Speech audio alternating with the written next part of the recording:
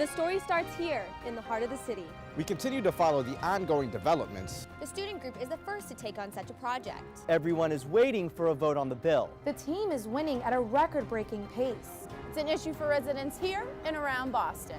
The story is coming up on Suffolk U News. Hello and welcome to this edition of Suffolk U News, the weekly news program brought to you by the Department of Communication and Journalism at Suffolk University. I'm Dan Lamparello from Drake. And I'm Katie Shambo from Merrimack, New Hampshire. We're happy to be coming to you from our Suffolk studio in downtown Boston, courtesy of your cable company and on the internet. We'll start with an issue that affects millions worldwide. National Anti-Bullying Week may take place in October, but every day is a day to help put an end to it, according to a nonprofit organization called Rise Up Against Bullying. Suffolk News reporter Jessica Nappi caught up with a group of Winthrop residents that came together to raise awareness and promote prevention due to personal trials with bullying. Bullying. From the World Wide Web to schools, it's an international issue that hits home for a countless amount of people. But that doesn't stop a group of former Winthrop High School students from creating a nonprofit organization called Rise Up Against Bullying. We're very hands-on, so instead of maybe other organizations, we like to do various projects. We've launched public service announcements, and we're actually working on our first music video. Assistant Principal of Winthrop Middle School Ryan Harity says bullying has reached new levels of concerns because of apps and websites like Ask.fm where people can post anonymously. When you have a student, an adolescent that is struggling, or maybe, posting a picture of themselves out there, and all these people write these negative, nasty comments on there, and they don't know who it is, then, it's a really poisonous, negative thing. But the members of Rise Up Against Bullying are turning anonymity into something positive. They've set up boxes around the school where you can anonymously report bullying, and it's really taken off. We launched an anti-bullying committee with the middle school, and we meet every month, and we're looking to establish a citywide committee as well. Rise Up Against Bullying is working on prevention step by step. They are organizing a walkathon at Boston Harbor's Deer Island that will take place on May 17th. Jessica Nappi, Suffolk U News. The walkathon costs $10 to participate, and complimentary anti-bullying bracelets will be handed out. From one school improvement to the next, College Board announced that the SAT test will undergo major changes in spring 2016. The standardized test will have changes on what is tested, how it is scored, and how students can prepare. The SAT raises much debate on how effective it is with measuring college success. Suffolk University English Chairman Quentin Miller does not believe the SAT is an effective tool. I think people kind of look at the test as some quantifiable way of comparing students, but I don't personally think that it's a very effective tool. I think there are others that are more effective. The SAT test is currently part of Suffolk University application process. UMass Lowell's graduating class of 2014 got some exciting news, especially for the science majors. Bill Nye the Science Guy is booked to speak at Lowell's commencement on May 17th. Bill Nye is best known for his scholastic science videos, but also recently featured on the ABC hit Dancing with the Stars. He didn't win the Mirrorball Trophy, so let's hope his speech is a lot better than his sashaying. And back on our campus, Suffolk University has some special commencement speakers as well. Abraham Foxman, a worldwide leader in the fight against bigotry, will be the keynote speaker for Suffolk's Law School. For all the graduating business school students, Joseph L. Hooley, the president and CEO of State Street Corporation, will be a guest speaker. And last but not least, healthcare administrator and president of the Boston Medical Center, Kate Walsh, will speak for the College of Arts and Sciences. Suffolk's commencement will take place on May 18th at the Blue Hills Bank Pavilion, right here on the Boston waterfront. Continuing our coverage of the Boston Marathon, the Suffolk student group rounded up nearly 200 volunteers for a day of community service. Suffolk News reporter Jessica Bard brings us more on their work from the soup kitchens of downtown Crossing to a food bank in Southie. Suffolk students, alumni, and staff stood side by side to lend a helping hand for the 17th Annual Community Service Day. I think it sets a good precedent for other universities, and I think it's part of being a good neighbor. They volunteered at places like the Greater Boston Food Bank, sorting food and other items, as well as at 14 other locations throughout the city. Elise Kabatansik, a Suffolk senior who helped organize the event, says volunteering is how she says thank you to the people in her community. This is just my way of giving back to them. They've given so much to me. And personally, I believe that relationships with people are the most important thing that you have in life. So to surround yourself with the community and become a real part of it is important for me. Back at Suffolk, others made teaching tools for an organization called Jumpstart, where college students help tutor younger children. They cut out flashcards to teach letters, animals, fruits, and vegetables. We're going to have the kids just play with them. It'll help them understand growing and what can come out of plants and everything, like the green beans and the tomatoes.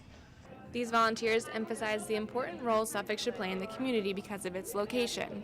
Suffolk is right in the heart of the city, so if the community really looks to us to add to everything that's going on and be like an integral part of everything. The city is our campus, so it's really important to bond and form a community by getting together as groups and serving in our community as a campus. The slogan for the day, a quote from Nelson Mandela: "Overcoming poverty is not an act of charity, it's an act of justice." Jessica Bard, Suffolk U News. The Suffolk Group will hold more community service events around Boston. For more information on how to get involved, visit Suffolk's homepage. Now for our continuing coverage of the Boston Marathon. This year's marathon is expected to be the largest ever in runners, spectators, and coverage. We highlight two students who will be right in the middle of the big race.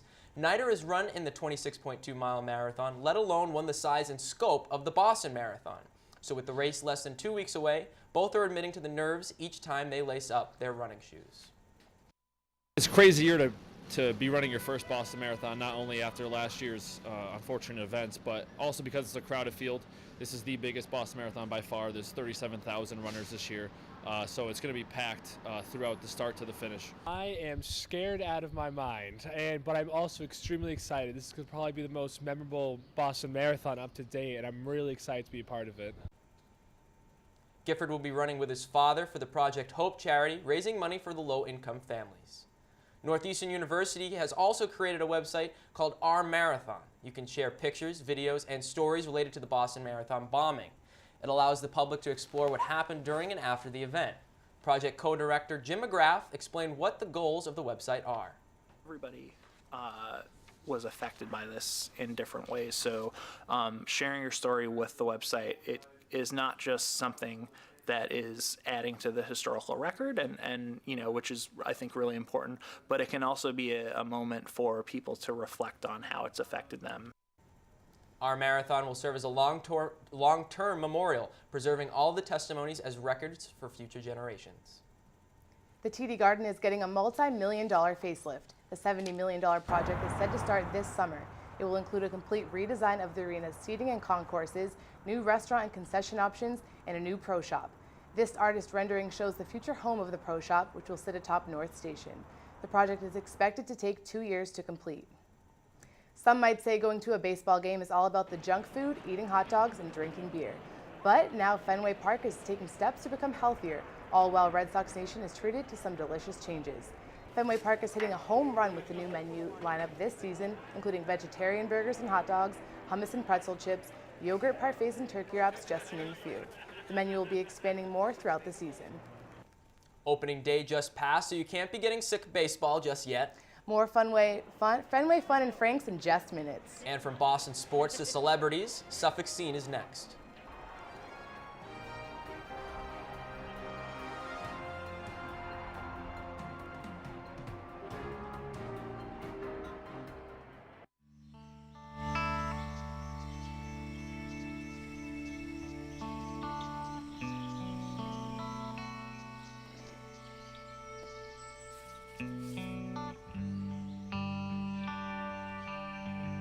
This is the moment I knew. His future had no boundaries. There are some moments only the forest can inspire. Find yours at discovertheforest.org. As the weather is finally getting nicer, we've got you covered on some springtime fun. Our Suffolk Scene reporter Jessica Bard joins us live here in the studio. Jessica? Hey, thanks Dan and Katie. All this warm weather we're having definitely calls for a night out on the town, and what's better than a night out at a show? The Celebrity Series of Boston is celebrating its 75th anniversary, bringing high-class performing artists from all over the world here to our city. The program's communication director, Stephanie Janes, says seeing and hearing a show live is just an experience far different than anything you've ever seen before. With live performances, something's going to be different every night, whether it's a different program, the performer plays a passage, louder or softer one night versus the other. You can always guarantee that a live performance is going to be pretty exciting, unique, and different every time you see it. To purchase tickets for a Celebrity Series live music or dance show, visit celebrityseries.org. Once again, that's celebrityseries.org. Yoga is back at Gillette Stadium. The Yoga-a-thon will benefit the Boston Children's Hospital and is brought to you by Yoga Reaches Out. To participate, just make a donation. The event will run all day and will have classes from both local and nationally recognized yoga instructors. For more information, visit yogareachesout.org. Once again, that's yogareachesout.org. Did you ever secretly wish that you could go to a children's museum and play with all the cool stuff that they have without all the little children running around? Now's your chance. Boston Children's Museum is opening its doors for grown-ups 21 plus. You can enjoy all the fun adventure and activities while drinking beer and wine with small eats for purchase. Play throughout the entire museum from cycling to the 3-door climb to dancing your inner kid out. The adults are allowed to play like they were 4 years old and to find their inner child. We welcome it here. The power of play is ageless. To make sure you don't miss out on the next grown-up night, you can follow the museum on Facebook. From cocktails at the Children's Museum to beers at a new brewery in Somerville, Slum Brew has just announced it will open a new brewery and tap room on Ward Street. The brewery will be easy to get to with plenty of parking and within just walking distance from the T. So Katie, I know you love yoga, and Dan totally loves craft brew, so we're definitely going to have to check out all those things. Yeah, I'm looking forward to this. April will be a good month. I'm glad everything's so close, too. It's wonderful. Yeah. Thanks, Thank guys. you so much, Jess. Thanks. Something that goes hand in hand, beer and baseball. In years past, a ticket into America's oldest ballpark wasn't exactly financially friendly, but for students, now times have changed. Fenway Park announced new deals for the 2014 season to get students on a budget into the ballpark.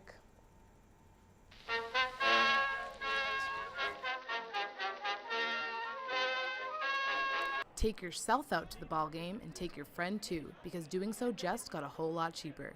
The Boston Red Sox announced last week that they will offer standing room tickets for high school and college students for just $9, making it the cheapest ticket in the ballpark. Local college students are fans of the deal, especially considering Fenway is home to the 2013 World Series champions. I'm really excited. I hope to take advantage of it before I graduate and have to move home to Maine, so I can make my last couple of weeks memorable with the Sox, especially after they won everything in October. Students will also have the chance to buy $20 seats during April and May for 6 themed Super Student Nights. Themes range from Student Scavenger Hunt Night to Greek Night for all fraternity brothers and sorority sisters to celebrating the class of 2014. There's a themed night for almost everyone and gives students another reason to step outside their dorm room. Yeah, that would be awesome. I mean, I definitely think my friends and I would be interested in that. It'd be another thing for college students to do in Boston. All tickets purchased through this special offer will be available 48 hours prior to each game, sold on a first-come, first-served basis while supplies last. On game day, students won't have to worry about forgetting their tickets at home because they can scan their ticket directly from their phone via MLB's At the Ballpark app. This new deal is an incentive to get this generation of fans into Fenway Park affordably. I think that's great. I mean, it's really hard for my friends and I to find affordable tickets, especially with our busy schedules. Students can purchase the tickets on redsox.com/student. Again, that's redsox.com/student. Dan, I was at the game Tuesday night. Unfortunately, the Sox didn't get a win, but with this new deal, hoping to get a few more games in. I haven't been yet. I'm really excited. I wanna get some tickets soon. Yeah. We'll see what happens, though. Budget friendly, too. Yeah, exactly. Hopefully they win this year. Well, that does it for this edition of Suffolk U News, the weekly news program brought to you by the Department of Communication and Journalism at Suffolk University. I'm Dan Lamparello. And I'm Katie Shambo. Thank you for watching on your cable company or on the internet. Be sure to continue to watch for Suffolk U News, bringing you more from the school with a heart. In the heart of the city. Goodbye.